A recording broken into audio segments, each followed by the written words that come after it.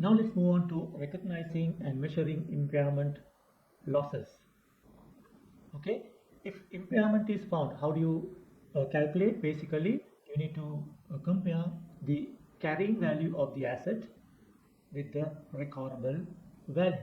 We said carrying value is cost less accumulated depreciation. Recoverable value is the higher of fair value less cost to sell or value in use. Okay, so this is what we need to do.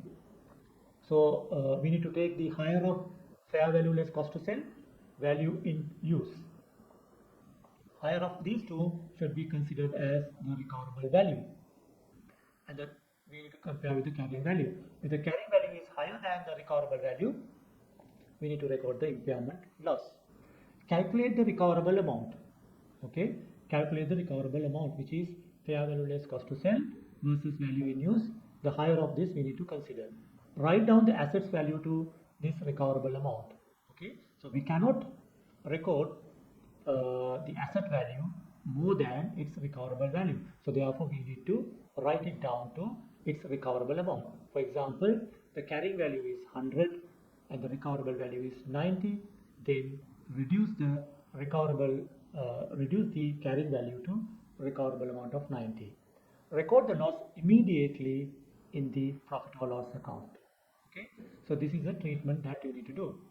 If the asset was revalued, okay, for example, let's say the asset was revalued and the impairment reverses a previous gain, then first reduce the revaluation surplus before recording a loss in the profit or loss. Okay, so let's take an example for this. Okay, now if you take this example, calculate the recoverable amount, write down the assets value to its recoverable amount, record the loss immediately in profit or loss. Okay, that means let's say your carrying value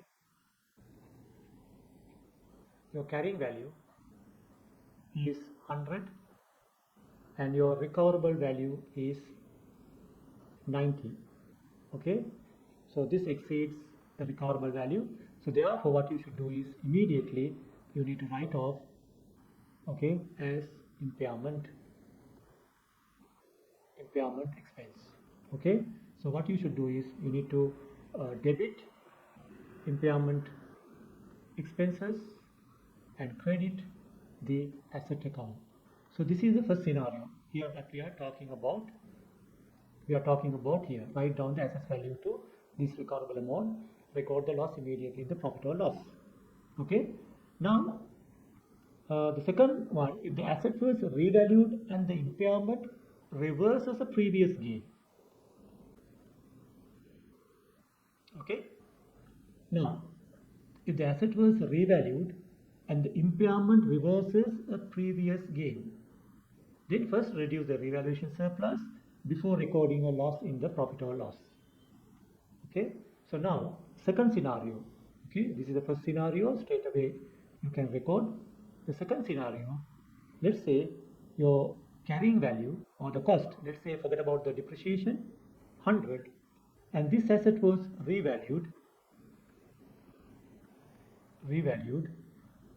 to 100 and let's say 110. So what you will do is you will debit the asset account by 10. Okay, you will debit the asset account and credit your OIC, other comprehensive OCI, which is revaluation reserve account. You will credit 10. Okay, so this is the revaluation the treatment for the accounting for the revaluation reserve.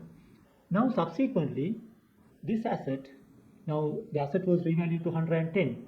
Now the asset value is 110. Subsequent year this was what do you call the recoverable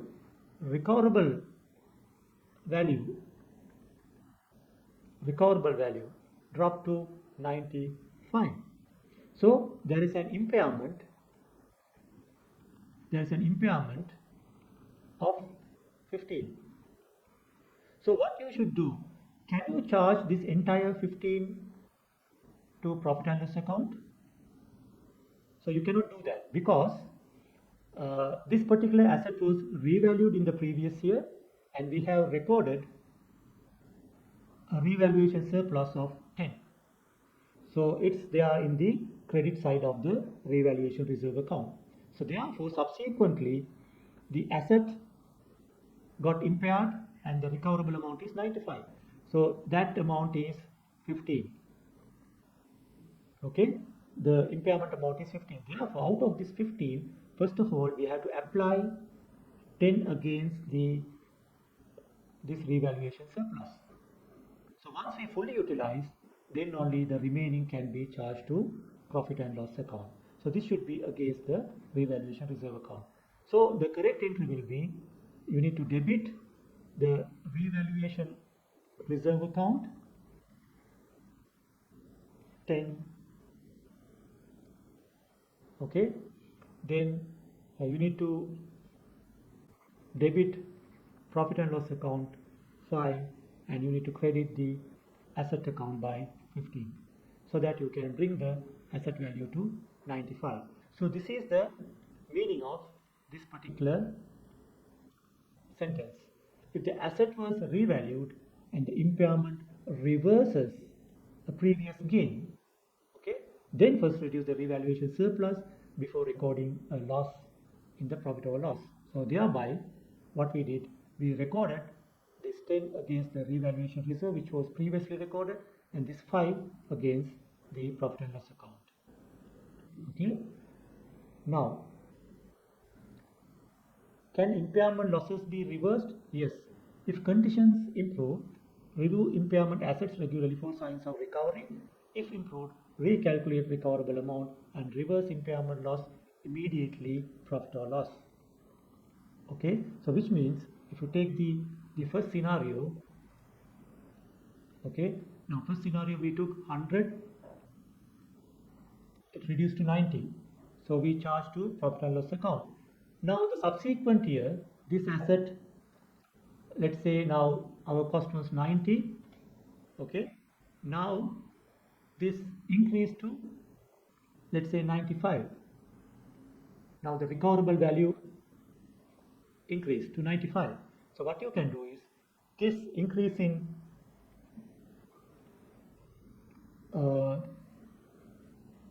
this increase of 5 can be charged to P&L account. So in that case what you can do is, you can debit your asset account by 5 and credit your impairment expense as other income. This is other income 5. Okay, so this is what this particular statement says with regard to the reversal of impairment. If improved, recalculate recoverable amount and reverse the impairment loss immediately to the profit and loss account. So therefore, so what you can do is, if it improved, that 5 can be taken to the profit and loss account as impairment other income. Okay. Now, if originally charged to revaluation surplus, reverse it there as well. Okay. Let's say now you are reversing the impairment losses, there's a gain, you can treat it as other income. But if originally charged to revaluation surplus in the previous year, then reverse it in the revaluation surplus instead of profit or loss. Okay, let's take another example. Okay, let's take now, this is the first year, this is the second year. The third year, what happened? Now our recoverable value is 95, that will be the carrying value. Now this amount, the new recoverable value is, let's say, 100. Okay, new recoverable value is 100. So which means the recoverable value improved. Okay, so therefore this difference in increase in the impairment value. So what you should do is, you should debit the asset account first by 5, and rather than take into the profit and loss account, because previously we had a revaluation reserve in the first year. The second year, the impairment of 15, of which 10 was charged to revaluation reserve account. Now the third year, the recoverable value increased to 100. So therefore the increase in the impairment value, the recoverable value, has to be charged against the revaluation reserve account we have to credit. Okay, so this is what this particular statement says. If originally charged to revaluation surplus, okay, reverse it there as well, okay, with regard to the reversal of the impairment losses. Okay, so these are the three scenarios that we discussed. Now let's move on to the last part, the limit. The assets carrying amount after reversal cannot exceed what it would have been if no impairment had been recorded originally, considering the normal depreciation. What does it mean? This means there's a limit. Above the limit, you cannot do the reversal of the recoverable amount. So let's look at this particular example. Let's look at the particular example. Let's say the cost of a particular asset is 100 and the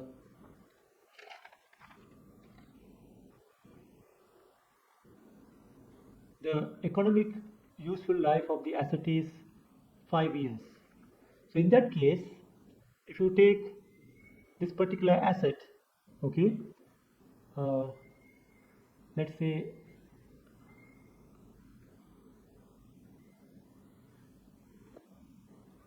let's take the over a period of 2 years. This is the first year and the second year. Okay, in the first year, the recoverable value of this particular asset is, let's say, 75, and the recoverable value at the end of the second year is going to be, let's say, 65.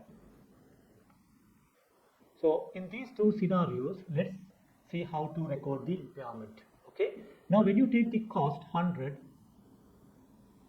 and the economic useful life 5, so you have to depreciate over a period of 5 years, and your depreciation will be 20.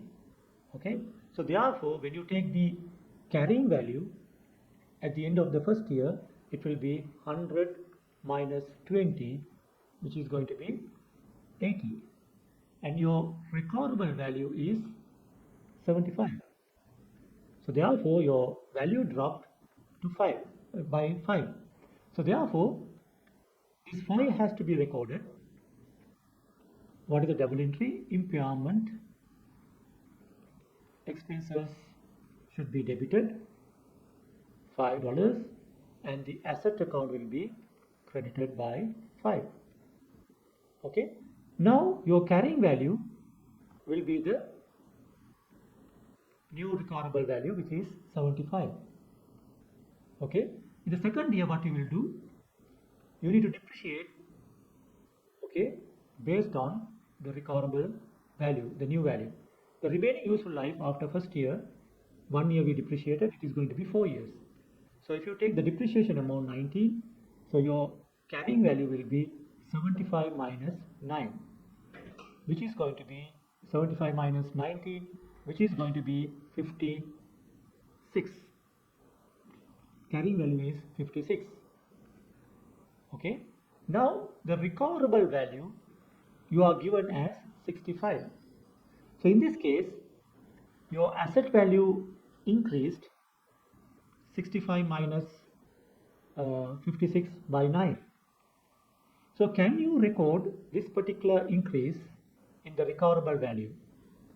Can you record this 9? The problem is, what we need to do is, we need to calculate the carrying value without impairment. Without impairment, this is the limit. Carrying value without impairment at the end of the second year, that has to be compared with your, what you call the carrying value of 56. Okay, for example, now if you take your cost 100 and the first year depreciation is 20, that is a normal depreciation. Forget about the impairment. The second year depreciation you would have charged without the impairment 20. So therefore, your carrying value would have been 60 at the end of the second year. Okay.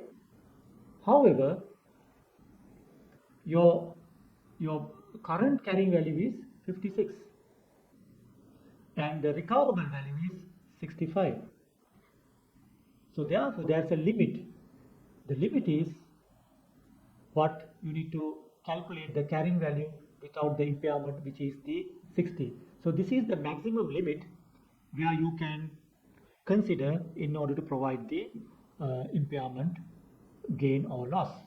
So the maximum amount is 60, your recoverable amount is 65, and your carrying value is 56. Okay, so you cannot go beyond this maximum limit, which is 60. So therefore, you cannot record the impairment gain here. Okay, so what you can record is the carrying value and the maximum limit, which is 4. Okay, so this is the meaning of this particular statement. Okay, the assets carrying amount after reversal cannot exceed what it would have been if no impairment had been recorded originally. Okay, so which is this amount. Okay, okay, so assets carrying value is 56 and the recoverable value is 65. So therefore, you can't record this particular increase in impairment, because this carrying this amount, if you record, the recoverable value will exceed the original, what do you call, the carrying value, which is 60. You can't exceed 60 by booking this 65. Therefore, you need to stick to this particular the carrying value without impairment. So you just compare 60 with 56, and this amount can be recorded as the impairment gain. Okay, so what you can do is you can debit the asset account for and the impairment gain as other income you can record for.